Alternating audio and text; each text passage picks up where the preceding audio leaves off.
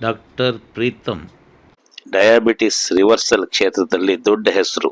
ಅವರು ಬರೆದ ಪುಸ್ತಕ ಡಯಾಬಿಟಿಸ್ ರಿವರ್ಸಲ್ ಟಿಪ್ಸ್ ನನಗೆ ಅವರು ಸಹಿ ಮಾಡಿಕೊಟ್ರು. ಆ ಪುಸ್ತಕದ ಮುಖಪುಟ ತೇಜಸ್ವಿ ಅವರ ಮನೆ, ನಿರುತ್ತರ ಮೂಡಿಗೆರೆಯ ಮನೆ. ಇಂತಹ ಒಂದು ಪುಸ್ತಕ ಇದೆಯಲ್ಲ, ಈ ಪುಸ್ತಕ ಪ್ರತಿಯೊಬ್ಬ ಡಯಾಬಿಟಿಸ್ ಪೇಷಂಟ್ ಓದಲೇಬೇಕು. ನೂರಾರು ಪುಸ್ತಕ ಓದಿ ಅವರ ಜೀವನದ ಅನುಭವ, ಅವರ ವೃತ್ತಿಯ ಅನುಭವವನ್ನು ಬಟ್ಟಿ ಇಡಿಸಿ ಅದನ್ನು ಒಂದು ಸರಳವಾದ ಜನರಿಗೆ ಅರ್ಥ ಆಗೋ ರೀತಿಯಲ್ಲಿ ಈ ಪುಸ್ತಕನ ಬರೆದಿದ್ದಾರೆ ಡಾಕ್ಟರ್ ಪ್ರೀತಮ್.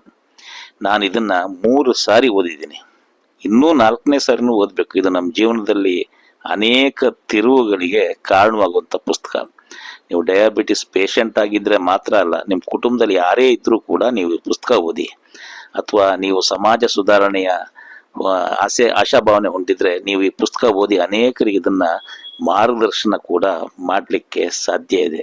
ಈ ಪುಸ್ತಕ ಡಯಾಬಿಟಿಸ್ ರಿವರ್ಸಲ್ ಟಿಪ್ಸ್, ಸರಳವಾಗಿ ಮನೆಯಲ್ಲೇ ಡಯಾಬಿಟಿಸ್ ರಿವರ್ಸಲ್ ಮಾಡ್ಕೊಳ್ಳಿ ಅಂತ ಡಾಕ್ಟರ್ ಪ್ರೀತಮ್ ಅವರು ಬರೆದಿದ್ದಾರೆ.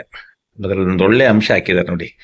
ಆಹಾರ ಕ್ರಮವು ತಪ್ಪಾಗಿದ್ರೆ ಔಷಧಿಗಳ ಪ್ರಯೋಜನ ಇಲ್ಲ, ಆಹಾರ ಕ್ರಮವು ಸರಿಯಾಗಿದ್ರೆ ಔಷಧಿಗಳ ಅವಶ್ಯಕತೆ ಇಲ್ಲ. ತುಂಬಾ ಚೆನ್ನಾಗಿ ಅದನ್ನ ಮೆನ್ಷನ್ ಮಾಡಿದ್ದಾರೆ. ಆಲ್ಬರ್ಟ್ ಐನ್ಸ್ಟೈನ್ ಅವರ ಒಂದು ನುಡಿ ಸೂಕ್ತಿ ಹಾಕಿದ್ದಾರೆ ನೋಡಿ. ಭೂಮಿಯ ಮೇಲಿನ ಬಹುದೊಡ್ಡ ಕಸವಂದ್ರೆ ಪ್ರಶ್ನಿಸುವ, ಪ್ರತಿಭಟಿಸುವ, ಪರಾಮರ್ಶಿಸುವ ಸಾಮರ್ಥ್ಯವನ್ನು ಕಳೆದುಕೊಂಡಿರುವ ಮೆದುಳು. ಈ ಪುಸ್ತಕದ ಅರ್ಪಣೆ ಯಾರಿಗೆ ಮಾಡಿದ್ದಾರೆ ನೋಡಿ.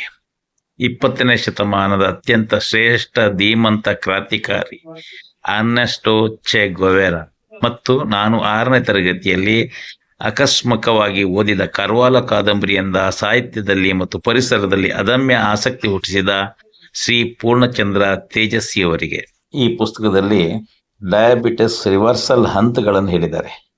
1ನೇ ಹಂತ, ರಕ್ತದಲ್ಲಿರುವ ಸಕ್ಕರೆಯ ಪ್ರಮಾಣ ಕಡಿಮೆ ಆಗುತ್ತಾ ಬರ್ತದೆ, ಇನ್ಸುಲಿನ್ ಮತ್ತು ಔಷಧಿಗಳು ಮುಂದುವರಿಯುತ್ತದೆ. 2ನೇ ಹಂತ, ಸಕ್ಕರೆಯ ಪ್ರಮಾಣ ಕಡಿಮೆ ಆಗುತ್ತದೆ ಮತ್ತು ಇನ್ಸುಲಿನ್ ಮತ್ತು ಔಷಧಿಗಳು ಕಡಿಮೆ ಆಗ್ತದೆ. 3ನೇ ಹಂತ, HbA1c ಸರಿಯಾಗಿರುತ್ತದೆ, ಔಷಧಗಳು ಮುಂದುವರಿಯುತ್ತದೆ. 4ನೇ ಹಂತ, HbA1c ಸರಿಯಾಗಿರುತ್ತದೆ, ಔಷಧಿಗಳು ನಿಲ್ಲಿಸಲ್ಪಡುತ್ತದೆ.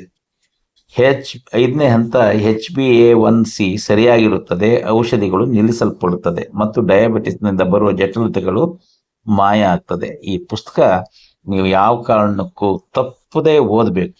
ನಾನು ಇದನ್ನ 3 ಸಾರಿ ಓದಿದ್ದೇನೆ ಅಂತ ಹೇಳಿದ್ರೆ ಈ ಪುಸ್ತಕನೇ ಒಂದು ವಿಶೇಷ. ನಮ್ಮ ಡಯಾಬಿಟಿಸ್ ಸಂಪೂರ್ಣ ರಿವರ್ಸಲ್ ಆಗಲಿಕ್ಕೆ ಈ ಪುಸ್ತಕ ಮುಖ್ಯ ಕಾರಣ ಆಗುತ್ತೆ. ನೀವು ಡಯಾಬಿಟಿಸ್ ರೋಗಿ ಅಲ್ಲದೆ ಇರ್ಬೋದು, ನೀವು ಡಯಾಬಿಟಿಸ್ ರೋಗಿಗಳಿಗೆ ನೀವು ಒಂದು ಅಡ್ವೈಸ್ ಮಾಡೋಕ್ಕಾದ್ರೂ ಕೂಡ ಈ ಪುಸ್ತಕ ನೀವು ಓದಬೇಕು. ನಿನ್ನೆ ರಾತ್ರಿ 3 ಕೋನ್ ಐಸ್ ಕ್ರೀಮ್ ತಿಂದಿದ್ದೆ ಬೆಳಿಗ್ಗೆ ಖಾಲಿ ಹೊಟ್ಟೆನಲ್ಲಿ. ನನ್ನ ರಕ್ತದ ಸಕ್ಕರೆ ಪ್ರಮಾಣ 90 ಇದೆ ನೋಡಿ.